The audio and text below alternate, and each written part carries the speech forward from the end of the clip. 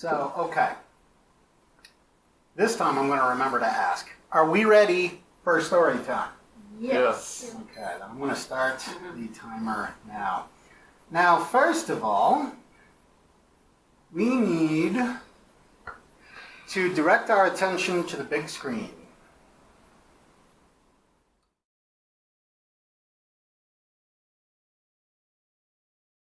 Good morning, crew. Shipboard time is 0700 hours. The ship day begins now. The sleep was a dreamless sleep. At least you don't remember any dreams. Now that you're standing here, you don't remember any dreams. In fact, you don't remember anything. All of your memories have been wiped. You have no memories of anything that's ever happened in your life. You still retain your education and skills and abilities and even some of your personality traits. But everything else, you're a blank slate. It's a new beginning. You are Bardak, you are Bosk, you are Hira, you are Baronix. If we knew what it was we left behind, why we signed up for this, well, we'd surely be grateful. Probably the best thing we could do first is have you guys drink this. It'll clear your heads. It's very important that you keep taking your brain water every morning, first thing when you wake up. For the rest of our life. I'm afraid so, but it's a small price to pay. You would basically go into a vegetative, catatonic, maybe even comatose state. Nelius is Earth-like. It's a high-technology world with a single world government with high ambitions in terraforming, trade, services, and monopolizing. They dream of an era that has Nelius as the capital of the galaxy, or at least this arm of it, and their biggest company, the Doulos Corporation, as a household name in every system. It's your first day on the job. We do freight work. We pick up shipments at one system, take them to another. For whatever reason, you went to an office somewhere, signed up for Doulos. They gave you they did a profile on you, decided that you had skills that were going to be valuable to them, and you basically signed the rest of your life away. I know that sounds drastic, but it's actually a pretty good option if your alternative is bad enough. Why would I choose to do this? And what could be so bad that we wanted to have our minds erased? And did we know what we were getting into when we decided to do this? Not only that, why is this guy Jex flying the same route for the last 6 years? I mean, is it that great of a job? Maybe we should pay close attention to find out if it seems so great.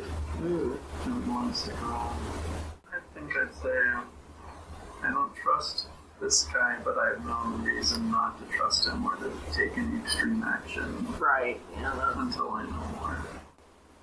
I wish we could find out more. I feel like at the first space for we should try to do some research on the organization that should do it on the ship. Because it's probably wrong information, if any, and there might be lots who's access to information. That's true. So yes, obviously I have audio issues, and it's why you're now near the camera this time, so that I can pick you up better. I know nothing of audio processing to try to clean that up, and it's really too bad. I tried a whole bunch of things to try to clean it up, and I just couldn't. So. Okay, and I also wanted to cover a quick handful of things that we are going to retcon. For one, the doors do not open automatically. You push a button, and the door on the ship opens. Okay, easy enough.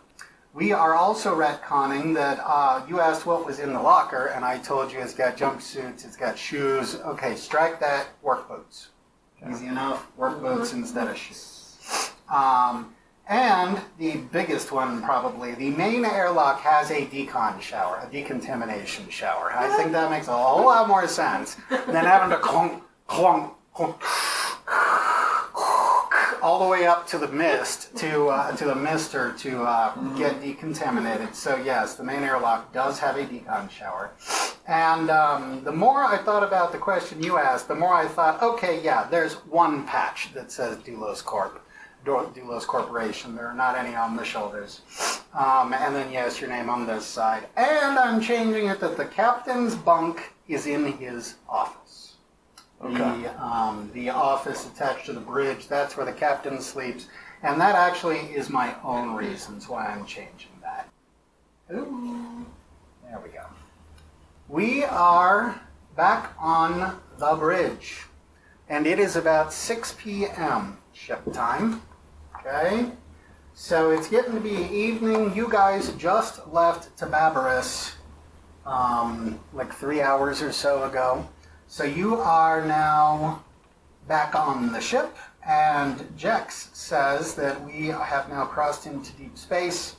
So it is time to begin our jump to Dala, to the Dala system. Then you guys are going to get some dinner after you do the jump. Now, jump space. In Traveller, it's a very specific thing that's different from a lot of other sci-fi universes.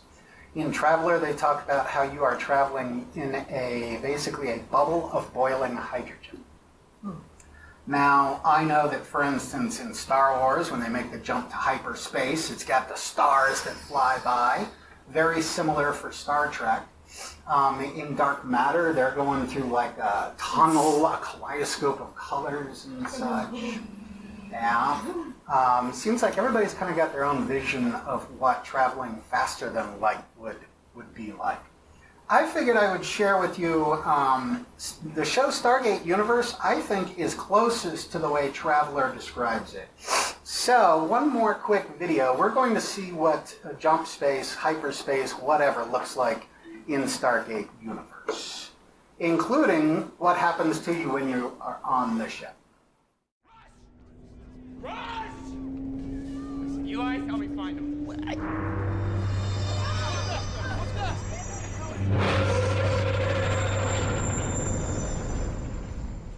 What in the hell was that? I don't know.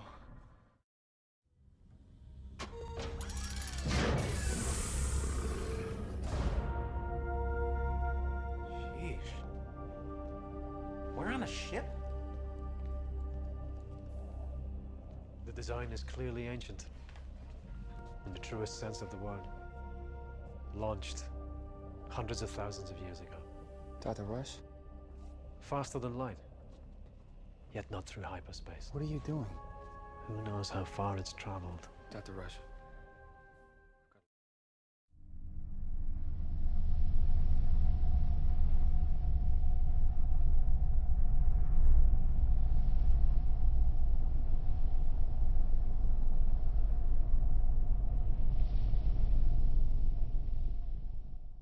You guys are free to see it in your heads any way that you want. But as I watched Stargate Universe, I was like, man, the way they're describing this works is like exactly the way it's written in the Traveller book. So, you guys can visualize it however you want. That's what I had in mind when I did all of this. Now, we need to talk about well, as Han Solo would say, the jump into hyperspace, but the method of getting into jump space. You all have a job when we go into jump space, okay? The way this is going to play out, is this even the correct list in front of me? Yes, it is. First of all, the guy at navigation is going to plot the course, okay? So we are going to make this faster than light journey from one star system to another. It takes a week, by the way. You guys will be in jump space for a week. But it starts with you, the navigator, plotting the course. Now, once you have the course, it gets passed over to communications. Communications now has the heading that we're going to head out at, and he sends out a signal that alerts all vessels in the area that we are about to come trucking through this way. So, we are jumping in a few seconds, and this is the direction we're going. If anybody is out there, you better let us know now, okay? Then, Sensors is going to confirm that the path is clear, that we are clear to jump, there will be nothing in our way. And then Ship Systems is going to report that he has a green board, that all ship systems are ready for jump. And then the pilot will make the actual jump into jump space, okay? Now, this being a tabletop role-playing game, obviously every one of these things we're going to have a dice roll. So when you plot the course, you're going to do that by rolling a 2d6. What's going to happen is I'm going to write down the number that you rolled. And then I have a secret formula I'm going to use over here. When he rolls the beacon announcement that we're about to take off, that is, again, a dice roll, and I'm going to jot down the result. When sensors says, when she does the sensors check, it's going to be with a roll. Then you make your roll for ship systems. Then I'm going to do a little quick math here, and then I have a modifier. And then when you make that jump into jump space, when you make that roll, I am going to apply the modifier, and we're going to find out if it was a successful jump or not. I know this all sounds a little complicated, but it'll make sense when we do it.